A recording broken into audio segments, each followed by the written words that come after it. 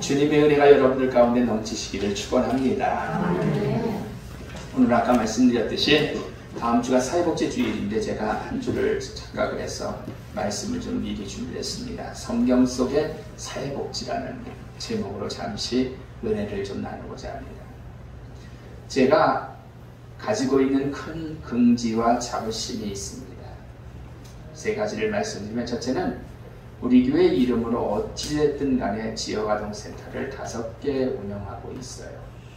돈이 생기거나 그런 건 없어요. 신경만 쓰이죠.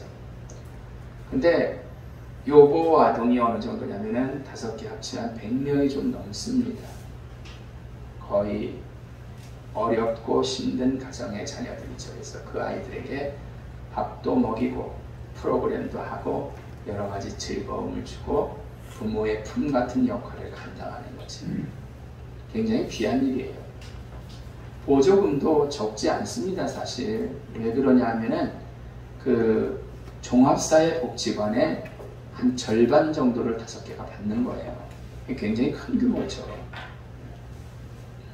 그리고 둘째는, 첫째는 제가 말씀드렸지만 복지시설을 우리가 작은 교회지만 운영한다는 것이고, 둘째는 우리나라 사회복지관 최초가 바로 우리 감리교회에서 시작된 태화복지관이라는 거죠. 지금도 있습니다. 그러니까 나름대로 복지인으로, 목사로 긍지와 자부심이 있는 거죠. 세 번째는, 그리고 지금도 가장 규모가 크게 사회복지시설들을 운영하는 게 우리 감리교회예요. 세 번째는 제 자신이 성경 속에서 나타난 사회복지를 가르치는 그러한 교수의 일을 한다라는 거예요. 이런 거 볼 때 이 세 가지가 제가 나름대로 긍지를 갖게 합니다.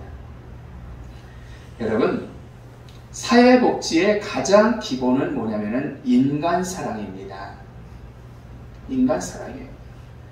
이 세상에 태어나면은 여러분 2가지로 분류가 나눠져요. 빈손으로 왔다고 하지만 태어나는 즉시 수백억을 가진 사람들도 있는 거고, 정말 한 푼도 없는 사람들도 있어요.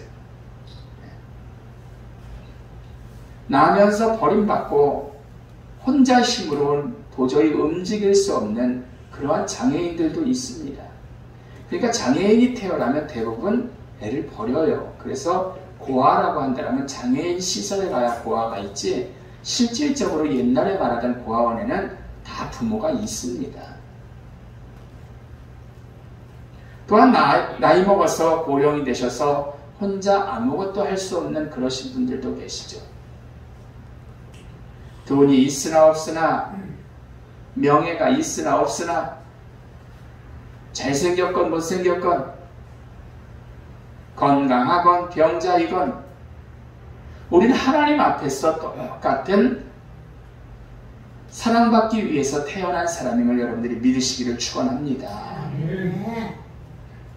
사회복지를 가르치다 보면 사회복지의 원조가 바로 성경이었음을 일반 교과서에도 말씀을 해요. 늘 말씀드리지만 룻기서를 보면 어때요? 밭을 수확할 때 한쪽은 남겨놓는 거예요. 왜 남겨놔요? 우리나라의 감나무에서 감을 마지막까지 따지 않고 까치밥이라고 하듯이 우리는 동물을 주는 게 아니라 어려움으로 음식이 없어 죽을 사람들을 위해서 남기는 겁니다. 이스라엘 사람들은. 누구를 위해서? 룻기서에도 그런 일이 나오지만 나그네와 헐벗고 굶주린 사람들과 이러한 사람들을 위해서 밭의 수확의 한 귀퉁이를 남기는 거예요. 레위기 19장 9절의 말씀을 보더라도 이런 말씀이 있습니다. 너희가 너희의 땅에서 곡식을 거둘 때에 너는 밭 모퉁이까지 다 거두지 말고 네 떨어진 이삭도 줍지 말라. 할렐루야. 아주 레위기에 하나님께서 명령으로 못을 박아버리셨어요. 15절에는 뭐라고 했는지 아세요? 너희는 재판할 때에 불의를 행하지 말고 가난한 자의 편을 들지 말며 세력 있는 자에게 두둔하지 말고 공의로 사람을 재판할지다 라고 말씀을 하고 있어요. 무슨 얘기예요? 가난하다고 편드는 것도 아니고 부자라고 편드는 것도 아니고 권력을 가졌다고 편드는 것도 아니고 똑같이. 그러니까 어려운 사람은 어때요?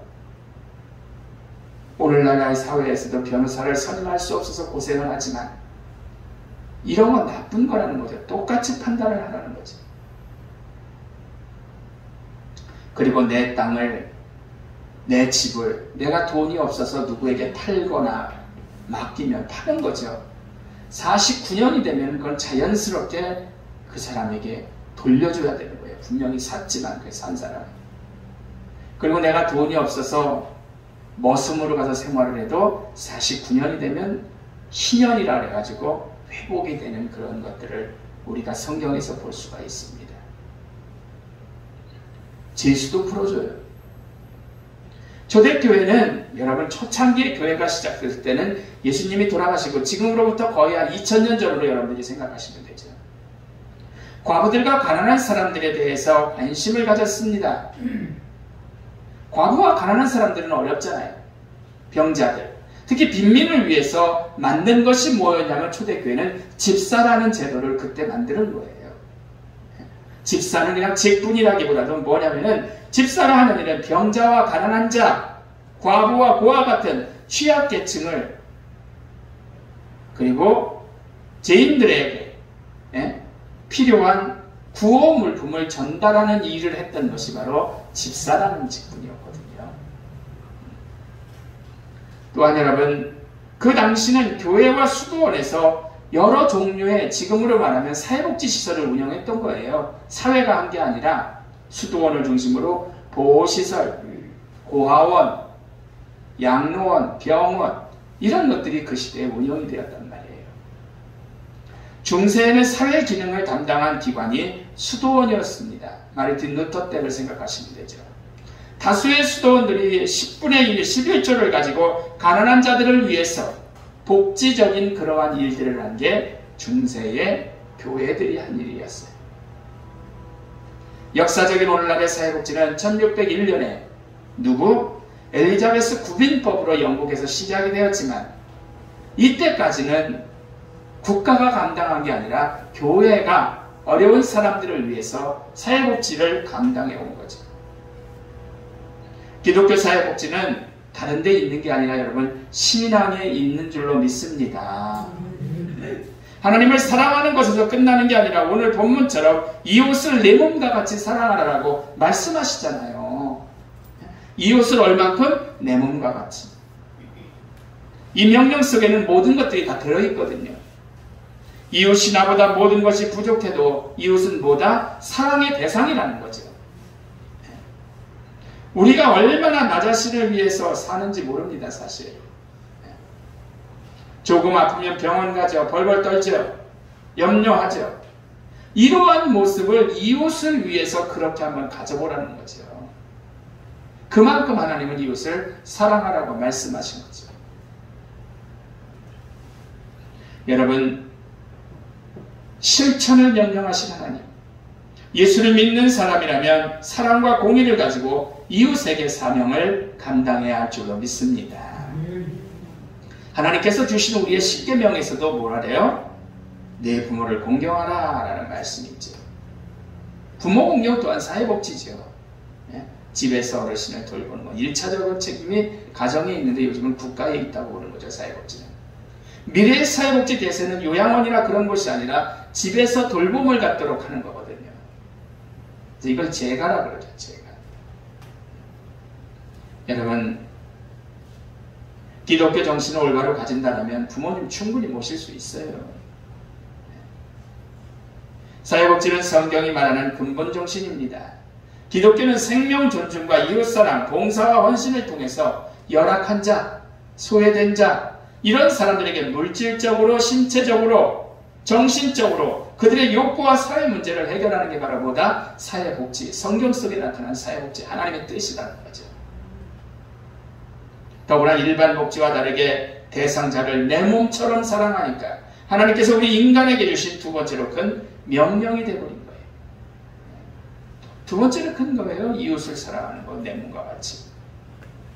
여러분, 유교가 효를 강조한다고 하지만 우리 기독교한테는 안 돼요. 우리는 부모에게 잘못하면 돌로 쳐 죽이라는 계명도 있잖아요.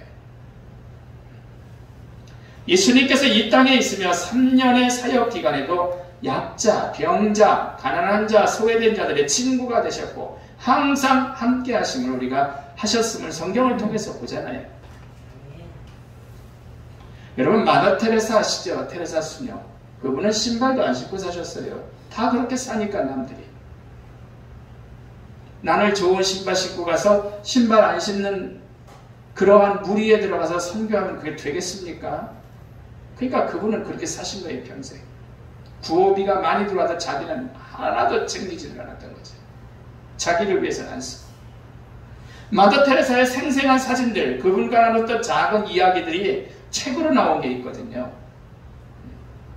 이 책의 대부분은 버림받은 아이들을 위해서 고아의 집, 길거리에서 죽어가는 사람들을 위해서 임종의 집, 나병 환자들의 자립을 돕는 평화의 마을, 이런 데서 그냥 이 여자가, 수녀가 땀을 뻘뻘 흘려가면서 봉사를 하는 그런 모습들을 이 책에 담았거든요. 그리고 가난하고 병든 사람들을 위해서 사랑하는 마음을 말하고 있는 내용들을 글로 적어서 그 책이 나온 거예요. 근데 그녀의 금식 기도를 하는 모습, 그리고 그녀의 감정 연구, 이 성경 연구 모습, 성경이요. 그리고 그녀의 설교하는 모습 같은 것들은 그 책에 포함을 안 시켰어요. 그런 건 중요한 게 아니다. 그녀의 탁월한 신학적 식견, 남달리 깊이 있는 그러한 영적 통찰, 이런 것은 책에서 다 빼버렸어요. 이유는 뭐야? 사랑을 실천하는 그런 모습을 담는 게 이유였기 때문에, 목적이었기 때문에 책에서는 기도하고 하는 건 이런 것들은 빼버리고 덜 귀하다라는 게 아니라 넣었다라는 거죠. 사랑하는 성도 여러분, 오늘 선교사의 이야기를 말씀드립니다. 본인이 아프리카에서 선교를 하는데 이런 장면을 봤대요. 딱 뱀 2마리가 코브라와 맘마뱀이 싸우는 모습을 본 거예요. 코브라가 독이 담긴 이빨로 물자 맘마뱀은 그냥 그 자리에서 조금 있다가 푹 쓰러져요. 사람도 한 10초도 안 걸린다 그러잖아요. 한번 물리면.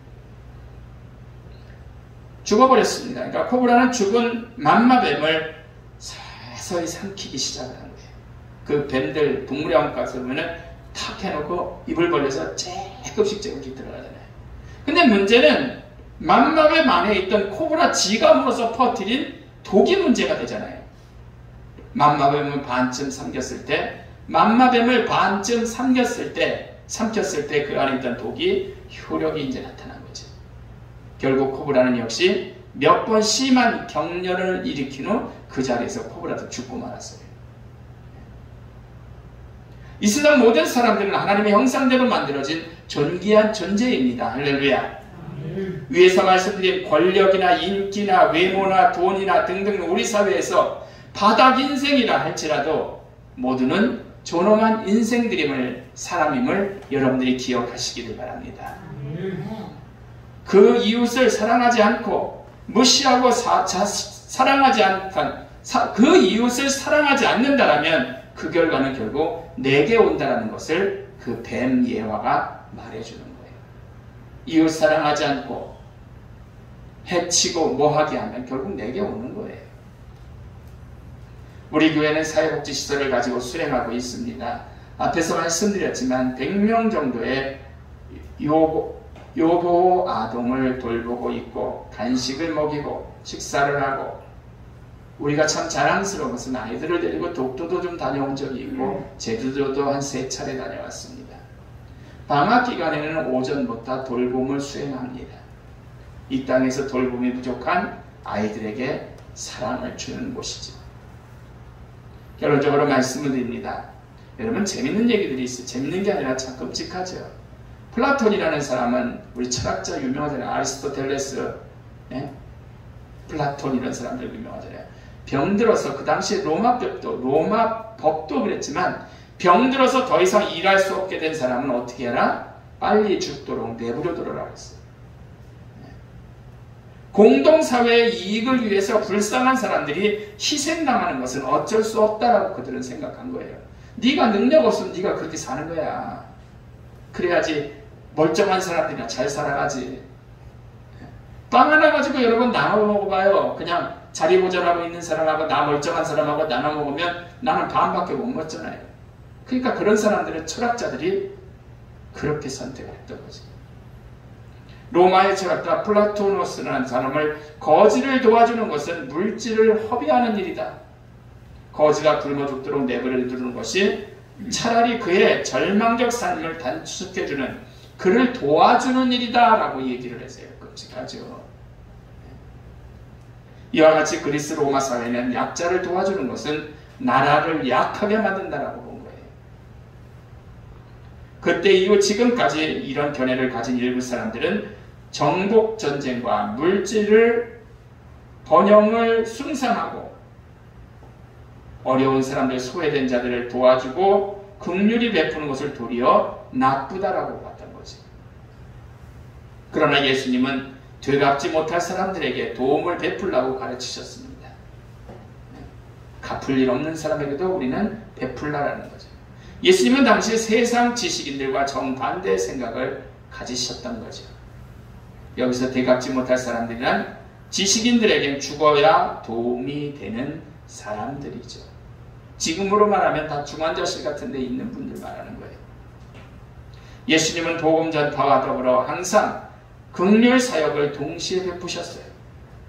말로 전하는 복음과 더불어 병자를 고치시고 귀신에 눌린 사람들을 고치시고 필요할 때는 굶주린 백성을 먹이셨습니다. 그러므로 오늘날도 교회는 복음 전파와 더불어 병원 설립, 각종 재활 및 구제 사역을 전적으로 추진해 나가는 것이 오히려 성경적이라는 거죠. 영리가 목적이 아니라. 이런 사실을 여러분들이 기억하시고 오늘날도 예수 그리스도의 아니면 성경이 말하는 이웃을 사랑하는 이 마음 속에서 우리 주위의 사람들을 헐벗고 굶주렸다 할지라도 똑같이 이웃임을 기억하고 사랑하시는 여러분들 되시기를 주의 이름으로 부탁을 드립니다. 기도합니다. 하나님, 감사와 영광을 돌립니다. 저희들 사랑하시고 인도하여 주셔서 귀한 말씀을 나누었습니다.